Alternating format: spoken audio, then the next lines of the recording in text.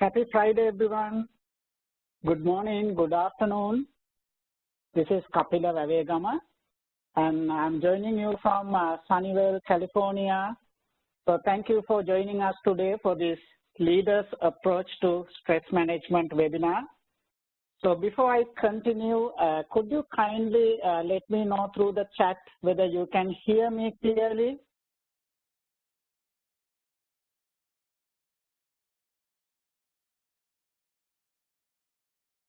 Okay, great. Thank you. Thank you for those of you who responded. So as you can notice, all the phones are on mute. So at any time, if you have difficulty hearing me, please let me know through the chat function. And as we go through this conversation, we will use the chat function to talk with each other. So once again, welcome, welcome, welcome. And I'm very excited to have all of you here for this very, very important conversation. So today, we have 3 specific opportunities during this conversation. So first, we will look at and examine stress-inducing factors and what is the impact those factors have in our work and personal lives. We will also take time to identify ways to prevent stress-creating factors. And third, we will also have an opportunity to discuss strategies to minimize and manage stress. So I kindly invite you as we go through this conversation, please actively participate because this is our opportunity to learn from each other. Also, please know that I am recording this webinar for future use for those VISTA leaders who are unable to attend today. So it's also on record mode.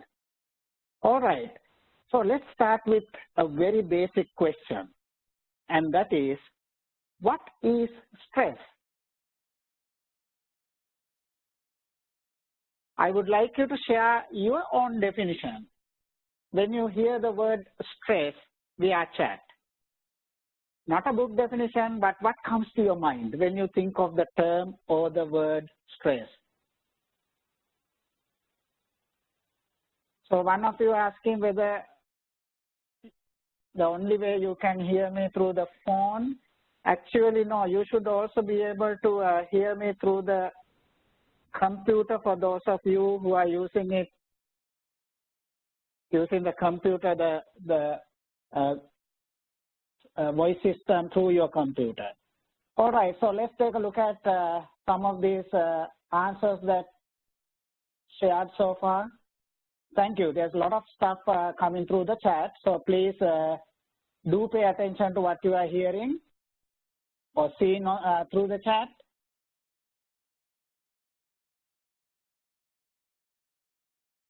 Okay, there are, you know, this is a reality check, right? So some of you are saying when you want to scream for a few minutes, and stress is when you are overwhelmed with commitments and emotions.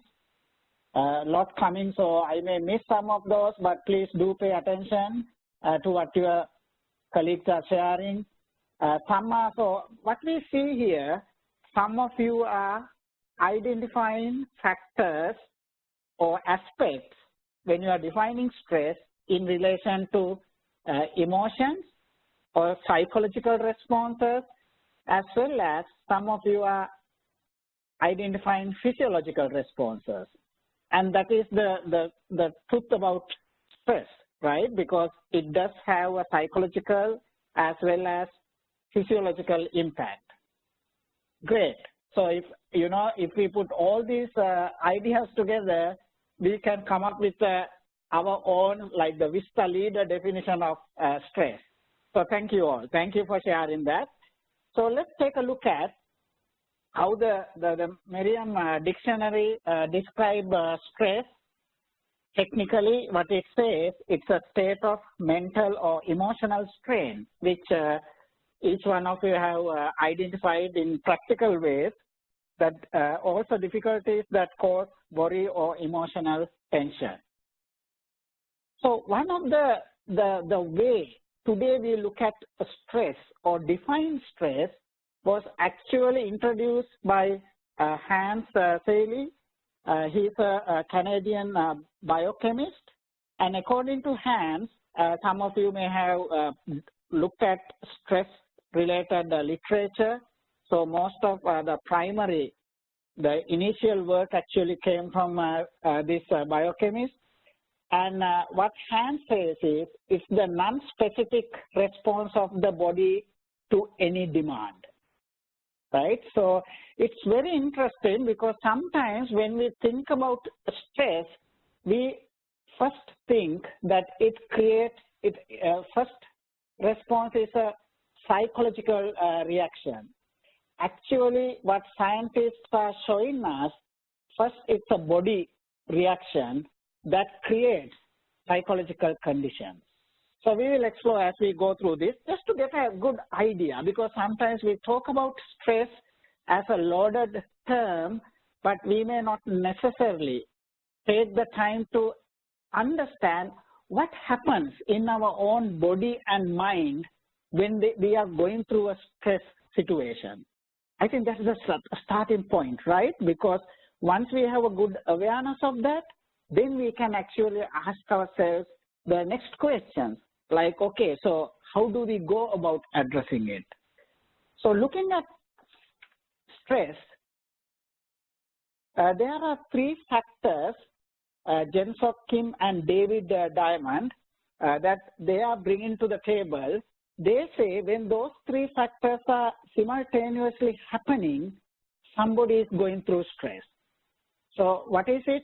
First, they say that there is a measurable physiological response. So for example, if somebody who does not like insects, see an insect, let's say on the plane or in a very confined situation, that person is going to react, right? Or either, try to get rid of that bug or run away from that bug. So there is a measurable physiological response that's happening. Then at the same time, there is a desire to avoid the situation, because the stressor must be perceived by that person as an aversive, right? So something, so if that individual has the choice, the individual will try to avoid it. Then the third factor, they say, is also a loss of control. So the person must not feel in control over the stressor. So when these three factors come together, then we say there is stress, or it contributes to creating stress. Also, we know that stress has a very subjective nature to it. For example, something that could be stressful for me may not necessarily be stressful for somebody else. Let's, think about skydiving. If there is an individual who are afraid of heights, that person, of course, even thinking about skydiving can create some stress for that individual. But somebody who does it as a hobby, do it and actually enjoy the same exact experience. So for that person, it has a positive impact, while the person who is afraid of a height, it creates a negative impact. So there is the subjective nature of stress. So there are two types of stress that scientists point out. And one is eustress, that is a positive form of stress that is beneficial to our health, our performance, and our well-being. So what happens when eustress is, when we are subjected to eustress, it releases this feel-good chemical, as you know, the endorphin, right? So this is the good stress. Then you have the distress, that we always, when we think about stress, that's where our mind goes, right, about the distress.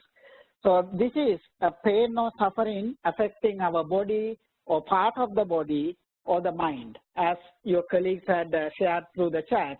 That's what they were talking about, right? How this causes a pain in your mind or the body. So these are the two types of stress that we are subjected to. But again, based on our own characteristics, the way we look at a stimuli, the way we interpret it, some stresses, the same stress could be eustress for somebody and distress for somebody else.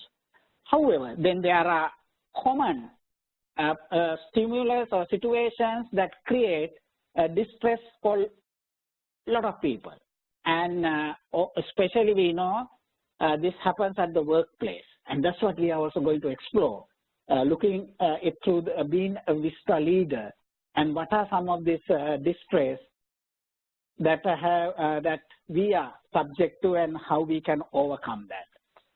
So looking at the stress, given that there is that subjective nature, we know that it plays two roles. Stress is not a bad thing, right? It is a human condition that actually we all need to have. So one role the stress plays, it can be playing the role of a hero. And then on the other side, it plays the role of a villain, right? So how does it change the role to a villain is there are three factors turning stress into a villain. And the scientist, Bruce McEwen, points out what those three factors are. So one is the severity of the stress, right? The impact that the stress can have on somebody. Then the length of exposure. And this is why today we as human beings are having so much negative impact on our own well-being because of distress. It's mainly one of the key reasons is the length of exposure to a certain stress inducing stimuli. And we'll understand this as we go through this conversation. And then the third factor, this Bruce McEwen points out, body's ability to handle the stress. Because based on our own body capacity, some of us may be more equipped to handle a certain level of stress than the others. So if our body's abilities, capacity is not as high to be able to cope up with a certain stress, then of course that distress can have a very negative impact on our well-being. Then understanding what happens when we are subject to stress.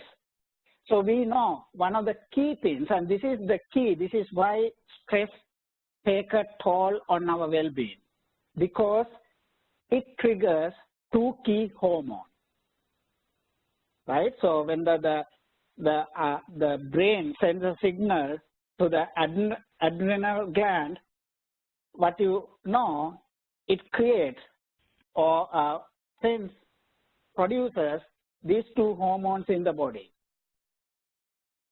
First, it creates the adrenaline,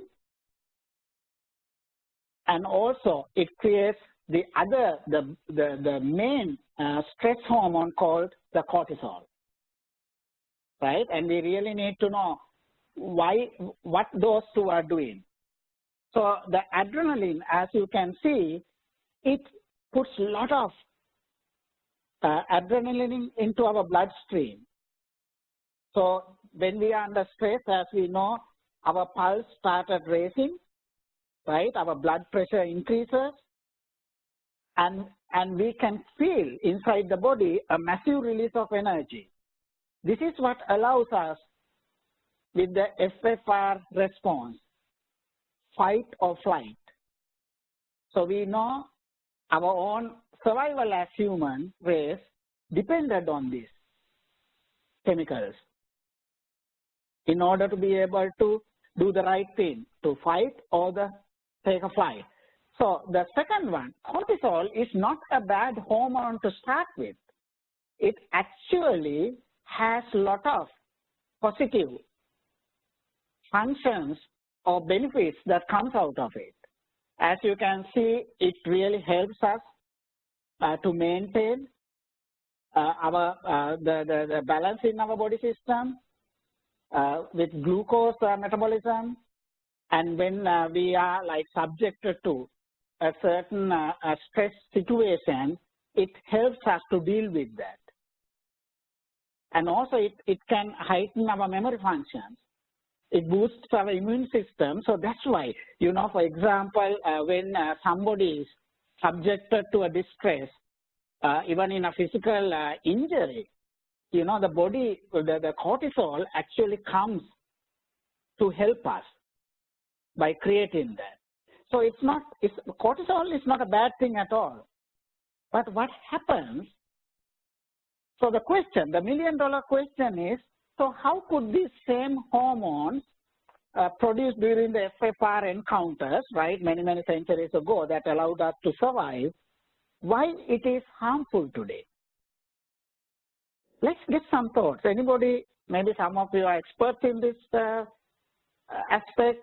What comes to your mind? Why the same hormones that help us or helped us as human beings for our own survival million years ago? Exactly. So Karen is pointing out, yes, a couple of you are, and Alice are also pointing out, because we no longer exposed to the same dangerous situation, right? We don't have when we get out on the street, we don't have to worry about a saber-toothed tiger jumping at us. So that's exactly the reason is, because million years ago, what happened, you know, because of our lifestyle or what the conditions we had to go through, we had brief, and those were brief encounters, right? So what happened when those hormones were created inside our body, they were burned right away, because we actually had a physical, our body physically responded to that situation because we had to, either fighting or running away. So the body actually was physically doing something. So all this additional, the glucose, energy that was created inside the body was taken care of. But what's happening today? The workplace stress, or, you know, personal relationship related stress, or things like financial distress or this stimulus, they are not brief moments. That's why today these hormones are hurting us, because they last for longer, right? Think about workplace stress. Some of our stressors that we go through at the workplace, they are not brief encounters like a saber-toothed tiger jumping at you, or you running away, or killing it, or whatever, or it killing you. That was a very brief encounter. But here we are talking about going through these stressors for days, for hours, right? For sometimes for weeks and months. So that's really what's taking a toll on us. Why? So the surplus of these unused supplies of these hormones, especially the cortisol, you know, build up.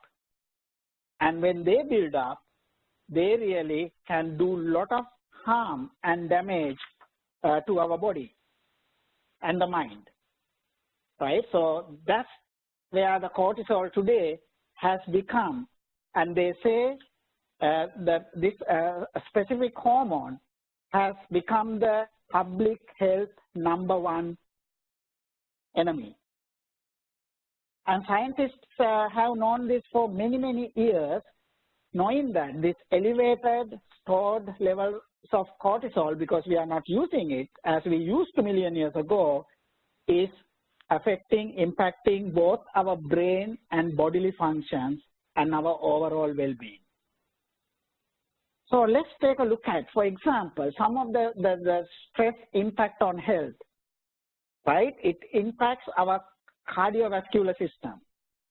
It impacts our immune system. It impacts our memory, right? It creates memory problems. It leads to high blood pressure. It leads to depression. It leads to heart attack. It creates a lot of dysfunctions in the metabolism. And also, it leads to diabetes. I mean, these are not the only the negative impact that stress has on human beings, but these are some of the major ones. You know, now even there are studies that say prolonged stress can lead to creating cancer in people. So that's how bad, if we really don't take care of stress effectively, the impact it can have on us. Then let's look at some stress-related facts out there for like how it's impacting a society. So the American Institute, the Stress Institute estimates that about 1 million people stay at home every day due to some type of stress. And out of those, their statistics show that 40% of these people who stay home every day, in this case, as you can see, 1 million, they stay home due to tension at work. So work-related stress, 40%. That's a huge population, you know, that is being subjected to or going through work-related stress. Then, again, the American Stress Institute also estimates that American businesses lose about $300 billion annually due to work-related stress. So the employees being unproductive, not coming to work, all that, the impact stress, work-related stress have on people. Think about 300 billion annually are lost. And then the Bureau of Labor Statistics, they are pointing out that the average time off for an individual worker because of stress per year is like 20 days. I mean, when you look at it in this kind of picture, it shows us it's not only taking a toll at the individual level, it takes a toll at a national level, at a society level. So, workplace stress, that's what we are going to be focusing today, right? Because we are looking at stress, because this is something, you know, you can talk for an entire day, right? There's so much about stress. But we are today trying to specifically focus as a VISTA leader, working through our workplace stress, managing and preventing. So to understand workplace stress, there are 3 factors that make workplace stress productive or stressful. So what are those 3 factors? The type of stress, right? As we said, if it is eustress for somebody, then of course that stress can be productive, right? It can be a healthy thing. If not, if it is a negative, if it has a negative impact, that type of stress stimuli, then of course it's distress. So for example, if an individual is not doing the right work that matches with that individual's life goals, values, virtues, there are so many things that could happen at the workplace for that individual to be very stressful. But if somebody is, you know, doing work that you are passionate about, that align with your life purpose, your values, your virtues, then even when there are challenges at workplace, that individual embrace them most of the time as opportunities. Because you are doing the right thing and you really, want to do something meaningful. Okay? Then the second one is stimulation and boredom. Asking, when for an worker, if their work is providing meaningful challenges, then of course it's work. There is stimulation there. The person is excited. Even the challenges are something that really get person to be excited and be productive. But for an individual, if that person feels the same routine, brain-numbing, tedious work, if the person is engaged in such work, of course, that's going to create boredom. And that's going to be a negative stress, right? And the third factor is home life situation. Sometimes we hear people saying, okay, I can, leave my personal stuff at the gate or at the door when I walk into the office. When I hear that, when people say that, I really, I'm thinking in my own mind, how could you really do that? Because we have only one brain, right? So if we have one brain, if we have two brains, good. I could switch off my personalized brain when I walk through the gate or the door to the office. Since I have only one brain, the same brain carries both personal issues as work issues. So I have to always remind myself, although I am saying no, personal life is separate, but my brain still has those inside. Because it's the same brain I'm using at work. So it's going to have an impact. So if I have negative personal challenges or things that distress factors in my brain related to personal life, it's going to take a toll unconsciously on my work well-being. Same is true the other way around too, right? If I'm not happy at work, I'm also going to, when I go home, I take the same brain.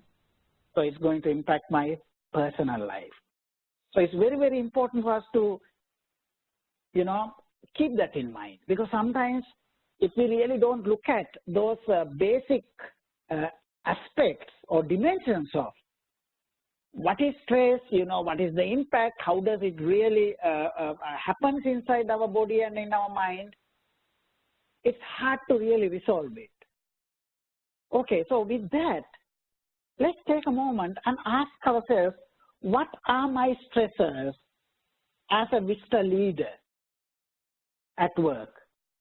So think about at least 1 to 3 work-related major stress-inducing factors for you as a Vista leader. And let's use the chat function to share with each other.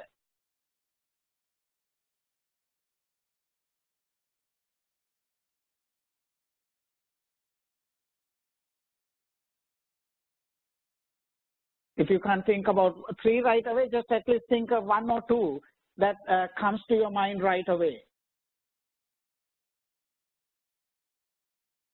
Okay, for some of, I'm seeing for some of you, it may be some of the behaviors of some of the members, then lack of guidance,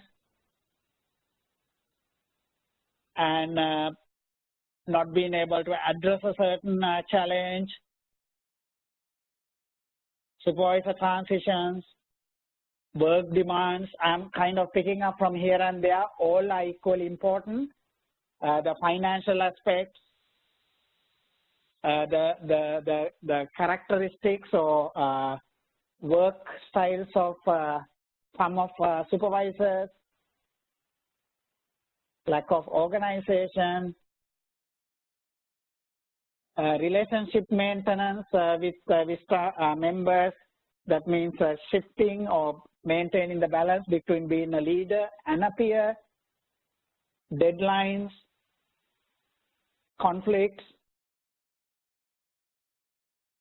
between sometimes with members or with supervisors, or members may be having conflict with each other or with their supervisors. So you can see, right? I mean, this is the reason I want you to bring this to the table. A couple of things.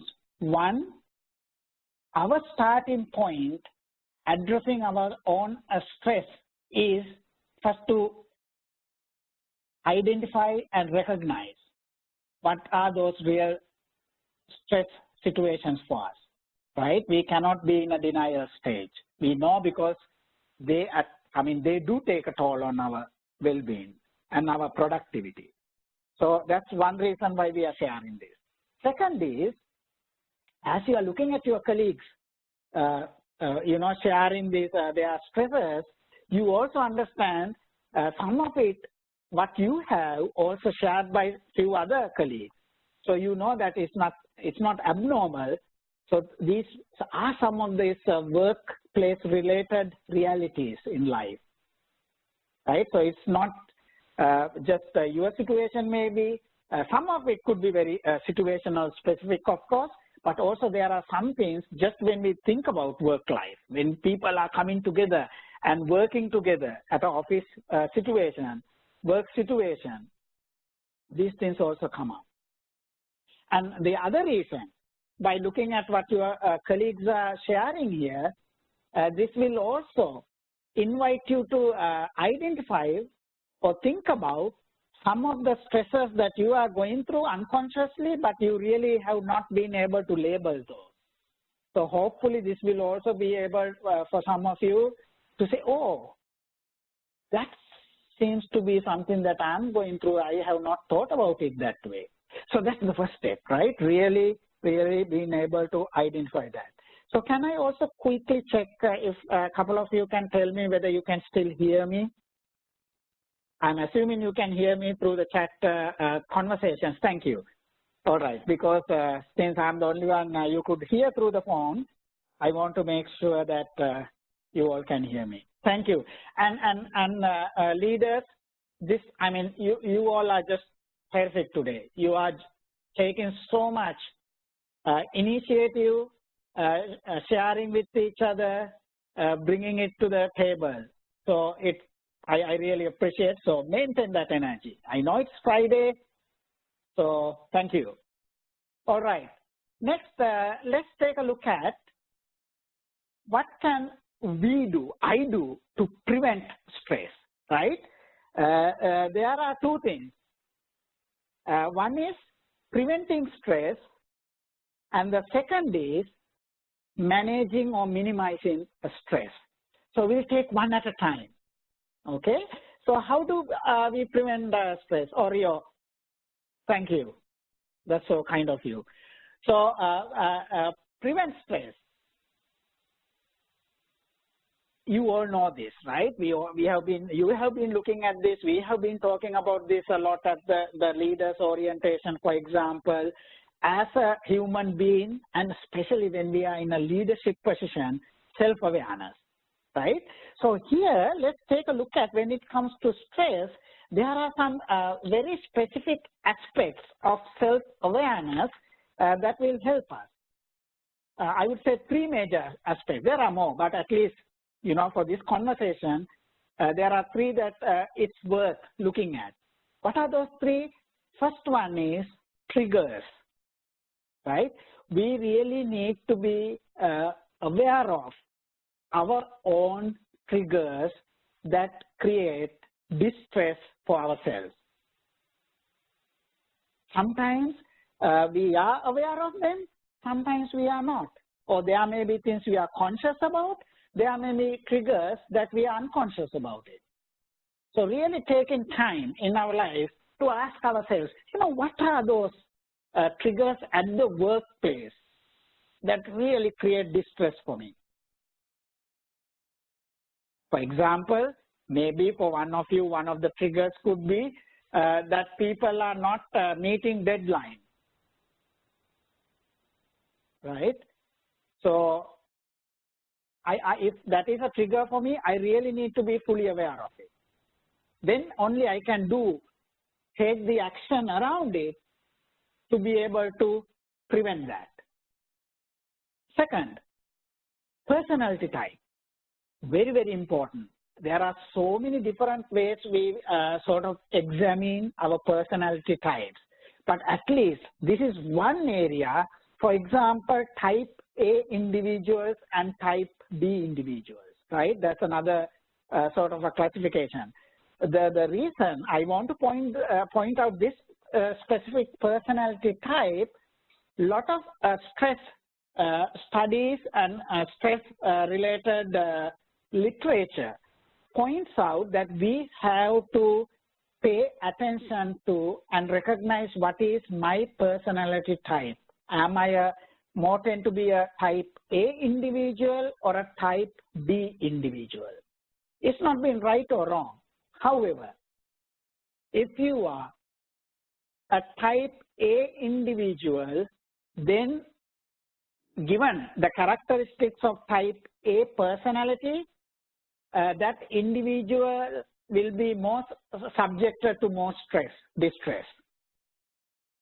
Because some of the characteristics, I'm just talking about generally speaking, type A individuals, as we know, tend to have sort of a controlling mindset, competitive sort of a tendency.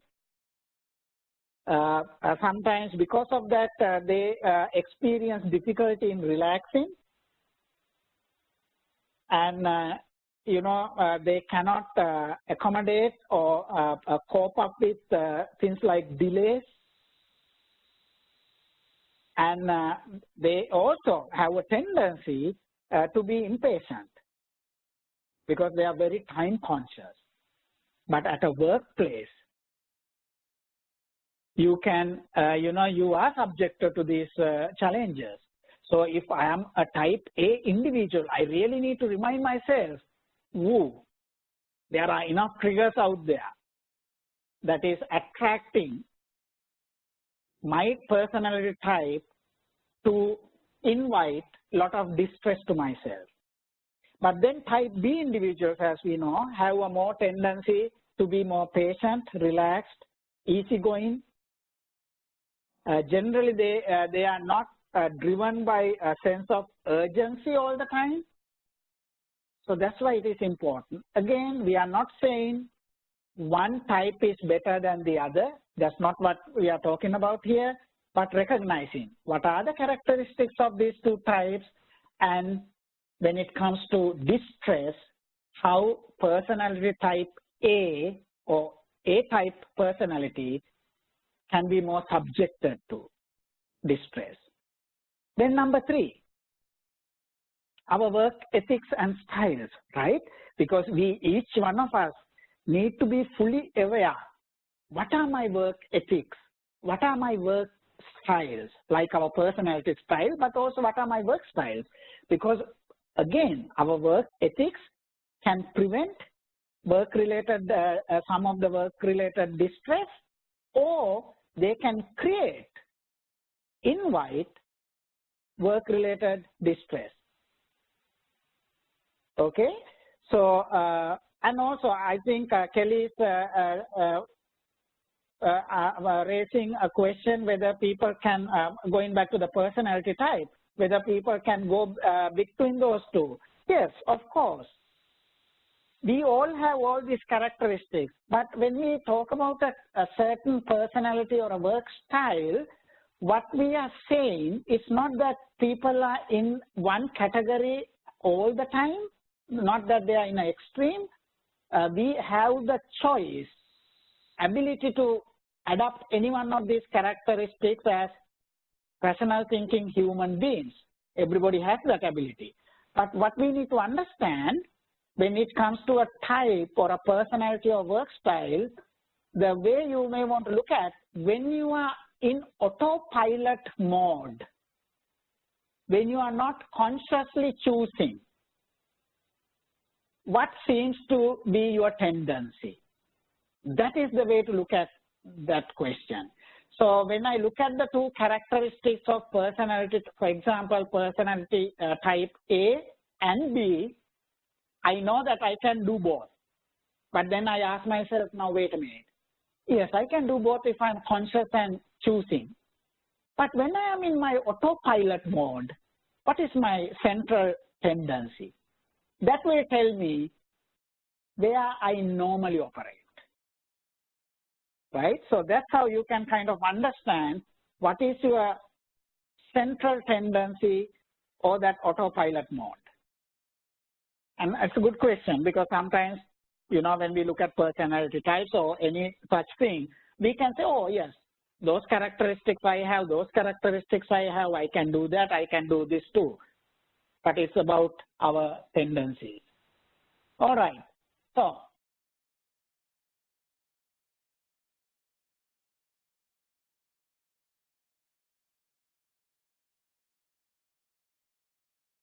okay, so let me see, there's a question about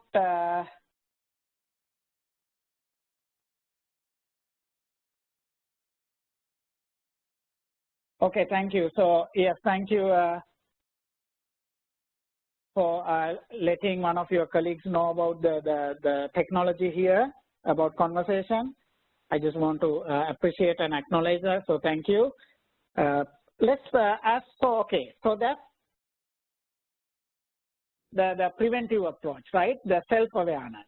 Now let's take a look at how can I minimize, manage stress when it is happening, okay? So let me double check. Some of you are saying you are having trouble with the audio. Is that the phone or the computer? If it is the computer, I do not have any control over the computer audio because it is through the WebEx system. If any one of you are having, but some of you are saying you are hearing okay through the computer. So if you are having a challenge hearing through the computer, that has it is something you will have to fix from your end, because if at least one person is hearing through the computer okay, that means the WebEx audio is working through the computer. So it has to be from your end. But if it is the phone, then you know I need to know whether I should speak louder or not. So let me quickly check. Can somebody tell me again, please, whether you can hear me okay through the phone? Okay, thank you. All right, because whatever that I can control here, it's only the phone thing, okay? All right. Then, so the recognizing burnout signs. So the way we can minimize, we are going to look at 6 ways we can minimize and manage stress. We need to really know what are our burnout signs. So here are a couple of those that are general for people at workplace. You know, if you are getting easily tired when you are working at, you know, your workplace as a Vista leader, pay attention. This could be something, a cause of a stress factor.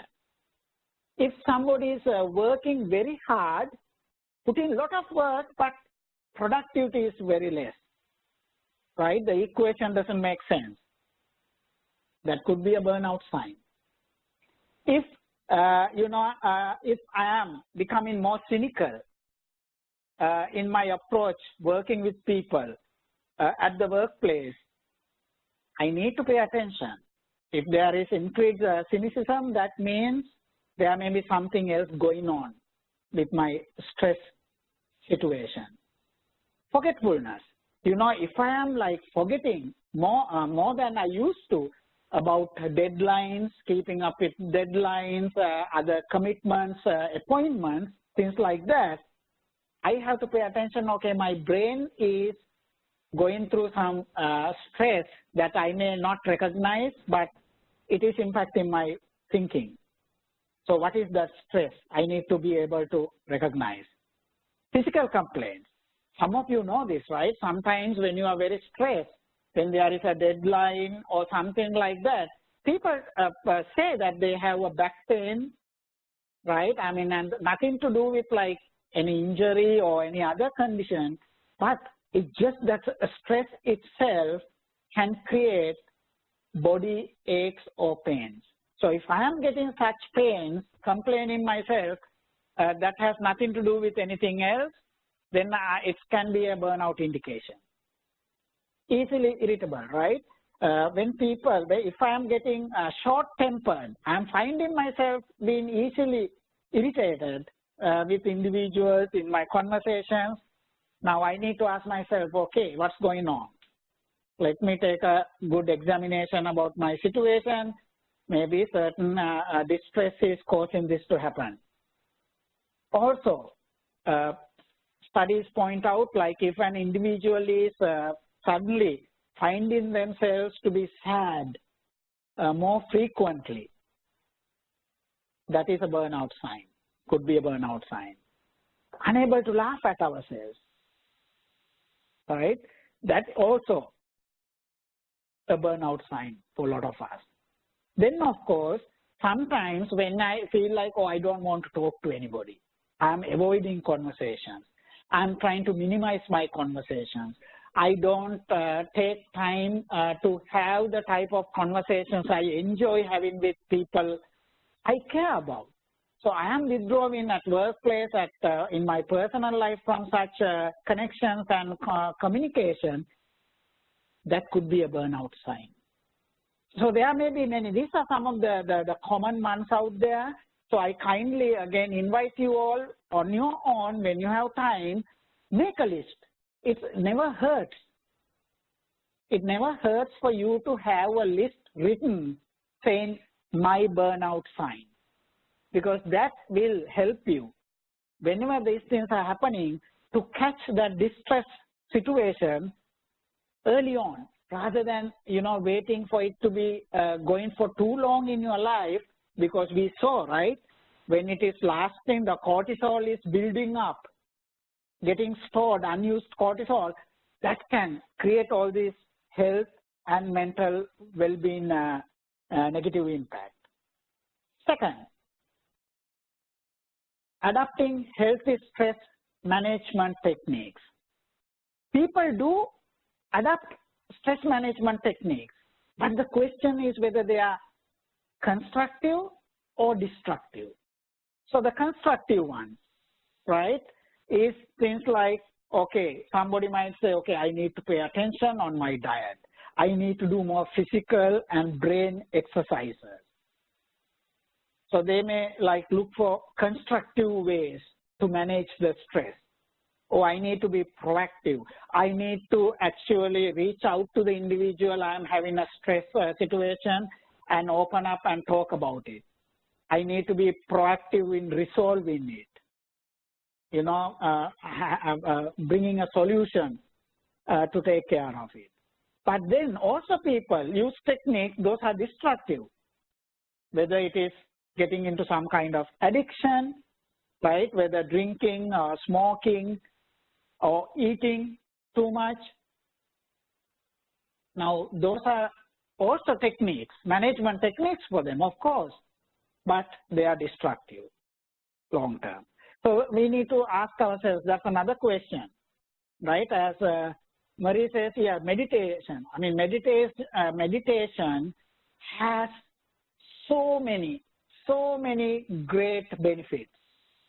If you look at neuroscience literature today, majority of the literature, if they are talking about, you know, emotional intelligence, if they are talking about improving your memory, improving your well-being, you will always see there is something that they talk about in relation to meditation, right? Because it has so many benefits. It's a stress preventer, it's a stress minimizer, it's a stress manager. Also, it boosts memory. It increases our attention span. So there are so many things. with meditation. Thank you, Mary. Yes, it's very, very important. Okay, but then again, meditation is also like, you know, it's with like anything else, like a knife.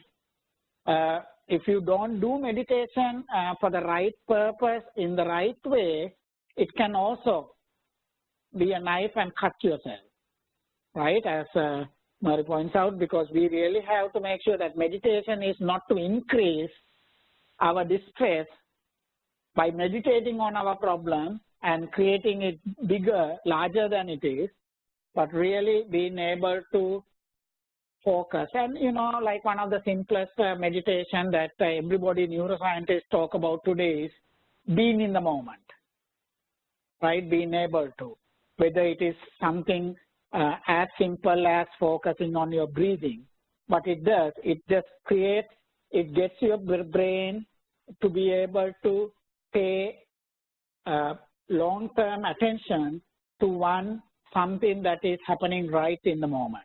Because most of our distress happens also creates because we are either, you know, thinking about something that happened in the past and regretting or worrying or being mad about it, or worrying about something in the future and then, you know, thinking about something in the future and worrying or having anxiety, stuff like that too. So that's why the brain needs a moment. Okay, then the third one is some of you know very familiar with Daniel Goleman's work. He is, you know, one of the almost like a guru, the leading author in emotional intelligence, who has done terrific work, done great literature. So this book that was written in 1995 actually was like the turning point in the society about emotional intelligence. So he, in his work, talk about when it comes to stress management, he calls it the 3 windows of opportunities. First, he says, when you are subjected to stress, let's say for example at workplace, think about whether I can change my circumstances in relation to that stress factor. Okay, so for example, simple as it could be, if I am sitting in an office where, you know, I am facing I see people going back and forth all the time, and that movement is creating disturbance in my mind because I cannot focus or concentrate, that's a stress-inducing factor. So I need to ask myself, can I change my circumstance? If there are, I mean, maybe I could change my desk position if that is possible and not having to be subjected to that, right? So it can be as simple as that, change our circumstances. Second, change our perspective. You know, sometimes, for example, let's say I am working with somebody, either a supervisor or a co-worker. So this person, let's say, has a communication style that the way the person come across sounds little kind of, you know, rough or too aggressive in my own mind. So that can create a stress in my mind, right? Because when I see the person communicating like that to me, I get these thoughts in my mind, so the feelings, or, you know, maybe he is trying, or the person is not agreeing with me or being rude to me. It may be true or it may not be, right? Because it may be it's just that person's communication style. Maybe the person's, when that individual was a kid, at home in the upbringing, that individual had to be loud and sort of, you know, a little bit aggressive in order to be heard among 20 other family members in the household. So maybe it is a style that person had to adapt in order for communication survival. So if it is a style, we know it becomes a habit. So then I can change that perspective, right? Then if I think, oh, that's why it's not about me. It's just this style this person has. You know, it can eliminate that unnecessary stress that communication style is creating on me because I'm not taking it personally anymore. Then change our response to our circumstances. Let's say you are working with an individual who is actually has a certain attitude that seems to be little aggressive or demeaning. Sometimes people do, demonstrate such behavior, right? Such attitude. We cannot walk away from that. So let's say if somebody has that sort of attitude towards you at workplace or any place, then I ask myself, okay, what can I do? There's one thing I know for sure I can do. I can continue to be kind to that individual because that is something that individual cannot take away from me, right? So I'm not going to respond to that circumstance also negatively. I will just treat the person every day, consistently, in a very kind manner. You know, sometimes you never know. That could change that individual, right? So those are three windows of opportunities, because when I actually choose to continue to engage with that person with kindness, now there's no, it does not create stress in my mind because it brings more peace to me. And it's a test for me. Can I, be still calm and cool about this situation? Okay. Then 4, acting mindfully. You all know that, our brain, again, the way it is wired, the amygdala, the emotional center in our brain is what, most of the time takes control over responding before our cortex, the rational thinking part of the brain, allows to respond, right? So amygdala has a quick way of reacting. So knowing that whenever there is a stimuli that creates distress for me or a reaction in my body, which then turns a reaction in my mind, I need to do 4 things that will help me. That's acting, responding mindfully. Pause, right? I can pause and say, okay, let my rational thinking inform me. Okay, my amygdala has already informed me with emotions. I'm not going to go that direction. I'm going to pause, relax. Until your rational thinking can take over, I tell myself, okay, pause, relax. What's the simple way of relaxing in a given moment at workplace? Maybe take a deep breath and kind of let your body relax. Because again, it is the physiological response that we have to take control first. Then only we work with the mind. So by relaxing, by taking a deep breath, I am doing that physiological mechanism. So that way my hormones, the cortisol and the adrenaline, that got kicked in or continue to kick in, by relaxing my body, I put a stop to that, right? Now, I am taking control of my inside hormones, the stress hormones, and allowing the good hormones to kick in. And now I'm like thinking rationally. Say, okay, yes, this is what my amygdala told me, fine, but, let's take a look at this situation. And then I respond. It can make a life difference, right? Because if we look at incidents at workplace, at home, then people really get into a sort of very destructive behavior. That because they, most of the time they did not take those steps. They were not acting mindfully, but they were acting emotionally. Okay, number 5, as a Vista leader, managing workload, couple of things to do. Most of you are doing this, but it's important for us to revisit those from a stress management preventive mechanism.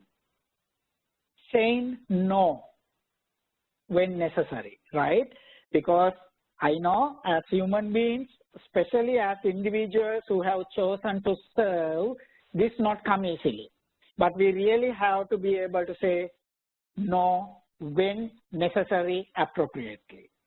So when my supervisor, for example, comes to me with additional work, but I would tell my supervisor, yes, I will be more than willing to do this, but I just want you to know, by taking this work on my plate, I will have to say no to something else I'm doing. And then bring it up. And the supervisor or the person who is asking you to do something might say, oh, I forget the fact you have this priority that you are currently working on. You know what? Let me go elsewhere. Or the person might say, that's fine, put it on the back burner, and then we will work on this, then you can go back to that.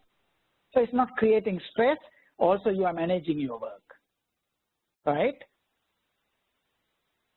Learning to delegate when appropriate. This is something that I also at times personally suffer. Delegation is a very hard thing to do because we all care about our work outcomes. We all care about the quality of our work. So sometimes we have this tendency, it's not a good tendency, but we do have it at times, that if the work is going to get done, if it is going to have the level of quality that I want it to, it has to happen by me. That's not always the case. It's not always a fact. It's not true always, right? Because as a Vista leader, whenever you are in a leadership position, delegation also allows us to empower people, right? Give people opportunities. Let them build their own self-trust, confidence. So that's something we also need to be able to practice more. Setting realistic work expectations for myself and working with my Vista members and my supervisor. Because if I don't have realistic expectations set for myself to start with, it's a no-win situation. I will never be ever happy with my work outcome. Because to start with, I am being very unrealistic. Likewise, I have to be having expectations, realistic expectations, mutual expectations with my supervisor and with my Vista members. So we all are operating in reality, knowing what we can expect from each other. Here's another mindset. There is this book called Mindset. If you have not read that, if you like this kind of literature, that's a great book. Because in that book, it's based on extensive study and research. And what it says, people have two types of mindsets. One is called fixed mindset that can create a lot of stress for people.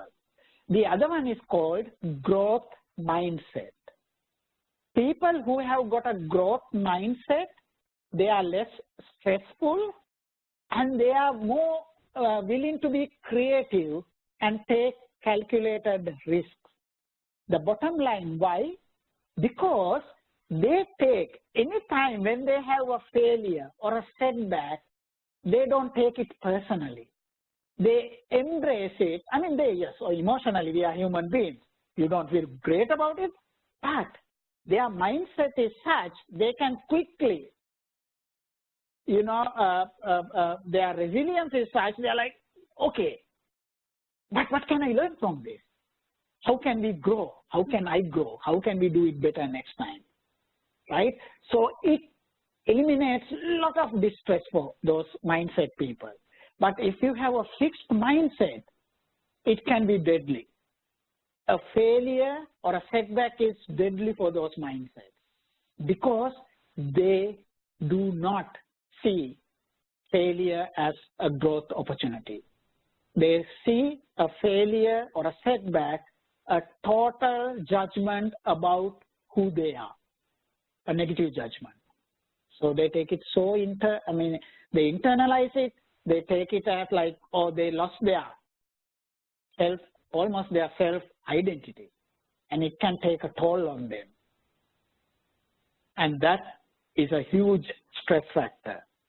Okay, so those are the managing workload. Some aspects, of course, you will have more. Then, as some of our colleagues pointed out earlier, engaging in regular body and brain exercises, right? That's huge for stress reliever, stress preventer, because when our physical and mental well-being, when we keep up with that intentionally, we have to by design do things to keep our body in good shape, as well as not only our body but our brain. So earlier, as our colleague said, brain, one of the big things is meditation. Another big thing is sleeping, right?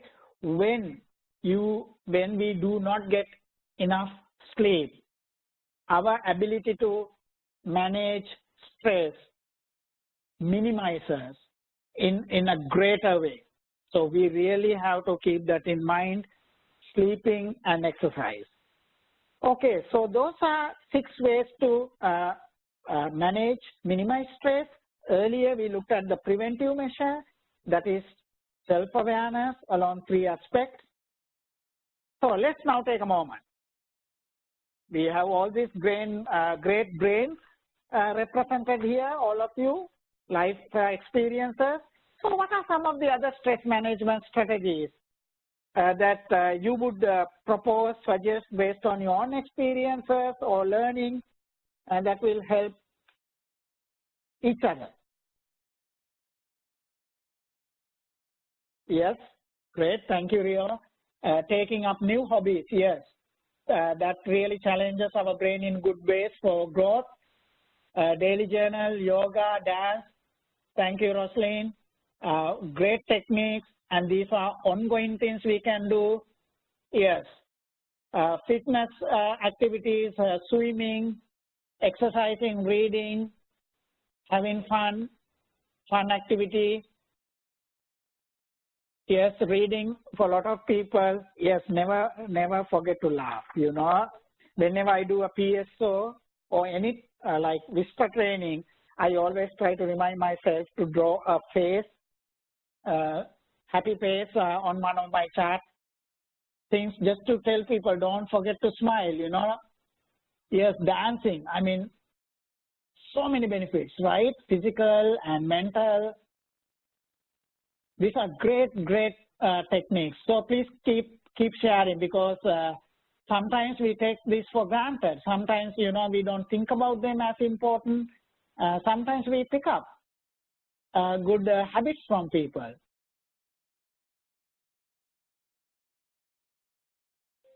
Yes, and you know, going to the gym, if you are in a situation there is no gym, you know, if the weather permits, you know, just even going for a walk, for a run, jogging along the street, simple as that can make a huge difference. Or Keila, thank you. You know, one of the another good thing for our body well-being and our brain is intentionally finding time to be disconnected to our technology. That can do a lot. Yes, sleeping, we talked about having a steady mechanism. You know, and also even sleeping, right? There are certain habits that can help us. They say, they suggest we should not be on the computer before we go to bed. It's not a good way for our brain to relax. Reading a book is a good way. Maybe meditating. Taking a deep, you know, doing some relaxation, deep breathing kind of activity right before the bed. Those makes a huge difference, right? So, it's not just you know, sleeping, but it's just also the mindset we take to the bed. when we are going to sleep has a huge impact. How that sleep is going to impact our emotional and physical well-being, because we want to get into the journey of sleeping in the right way. We need to be prepared in the right manner so we can have a beautiful journey throughout those sleeping hours, so our mind is relaxed and it can actually do the right thing for its own growth and relaxation. Outdoors, yes. Great, these are great questions. Ideas. Thank you so very much. And also, let me take a moment at this time. Keep continuing, using, sharing your thoughts. We have one other thing, so please don't run away. We also need to make sure that we complete the survey. But also, before we go there, let me again remind ourselves why we were here. But here are some great quotes. Some of you are very aware of this, but for me, whenever I look at these quotes, they say a lot to me about stress management and emotional intelligence. So as you know, William James, reminds us the greatest weapon against stress is our ability to choose one thought over another, right? Here's another one. Hans Seeley, as I said, who has created these definitions and thinking, brought all these good ideas about stress management from his, as he said, Canadian biochemist, says it's not stress that kills us, it is our reaction to it, right? Shakespeare, there's nothing either good or bad, but thinking makes it so. Here's another one I always try to keep in mind, which is really, really true, right? We talked about that mindful response. This is about mindful response. And that is, as Viktor Frankl reminded us, there is always, between stimulus and response, there is a space, right? So in that space is our power to choose our response. In our response lies our growth and our freedom. This is something I used to have on my wall when I'm at my own office, when I used to have work full time at the office. Even at home, by the desk, I used to have this. Just it's a gentle reminder, and it allows me to center myself. Whenever I get into that emotional reactive mentality, I look at this and I laugh at myself. Then I say, okay, all right, calm down, center yourself. Because it gives me so much power,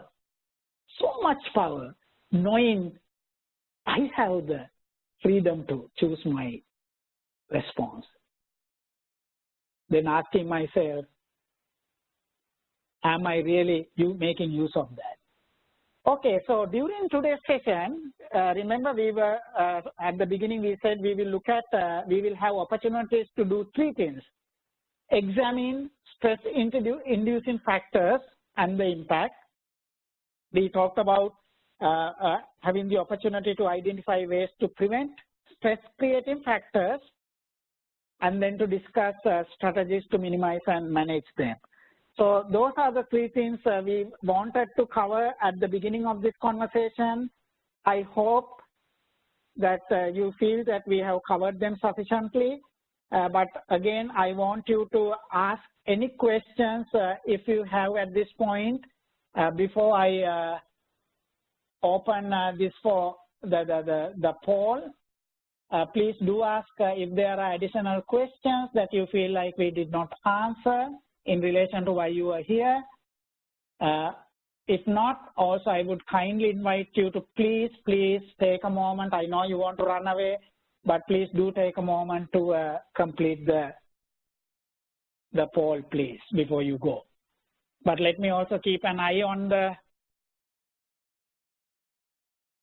chat function just to make sure that if any question come up, I can address.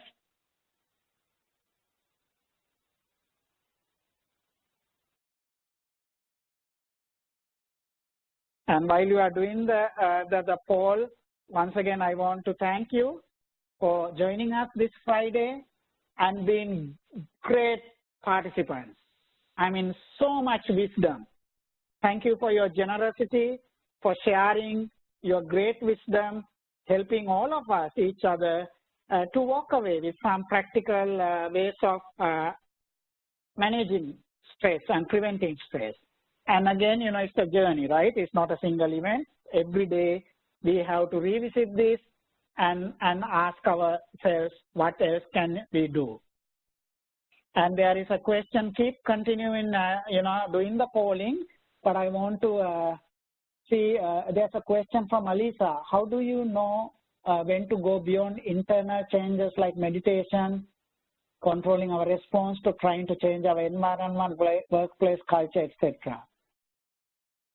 So, you know, I would think if whatever the internal stuff you have done, if even after that still these stress factors are impacting me, there are some stress factors, as you would have pointed out, Alicia, then I would really look at the work changing my work environment.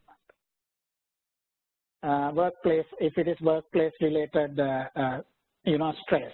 After I have done everything I can, after I have taken initiative and had the necessary conversations, discussions, if it involves people, but none of that is going to, is still addressing it, I have to make a choice because it is about my well-being, long-term well-being, and whatever the work I do. And I have to ask that question myself and say, okay, now what is more important here? Am I willing to compromise my well-being, mental and physical well-being, just to do what I do, whether it's being a Vista lead or anything else? Yes, why does changing ourselves come before changing our environment? Great question, Alicia. So what I would say, when I look at the distress factor, if the factor has to, I will try to examine and see whether it is an internal related aspect or is it external related aspect, right? For example, remember when I said if I am if my desk is facing the hallway and people's movements is creating a lot of distress in my ability to focus, okay, now what I would do is simple as doing an environmental change. It may not necessarily need an internal change. Moving my desk out of that situation could address that, right? So I would examine what it requires. I hope I'm answering your question, Alisa. Please let me know if I'm not. So it's not always that, you know, everything has to happen from internal, but one thing I have to always remind myself that there is so much internally that I might be able to do and I should be doing, not for every situation, but as a human being, I have to build my internal capacity.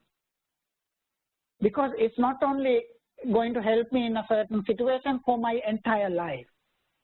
It's like, you know, it's emotional intelligence, right? When I have higher emotional intelligence,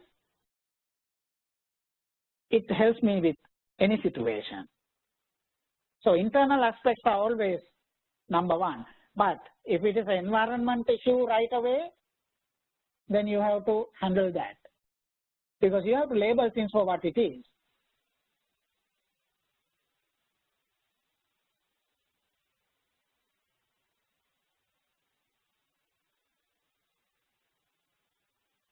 Okay, sometimes the environmental changes may not necessarily mean you are removing yourself from a certain workplace environment, but it could be environment of who you are working with.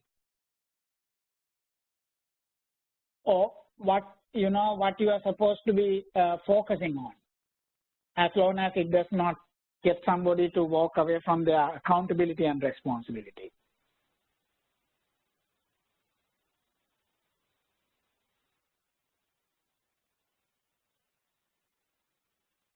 And great point made again by our colleagues. You know, the networking that you have with each other is a huge strength and something that we all need to recognize, because being able to connect with, network with your own colleagues who is in the same similar, you know, doing a similar role can be an immense support.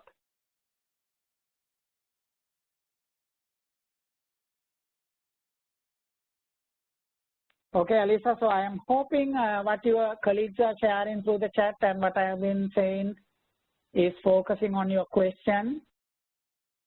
I don't see any response from you, but I hope you're still hearing those and seeing what your colleagues are sharing with you. Okay, so with that, the poll is, yes, it's already done. So with that, thank you everybody. Thank you for joining us, and have a wonderful, wonderful weekend. And thank you for all the great work, support, guidance, leadership you are providing to your Vista members. Okay, all the best. Take care.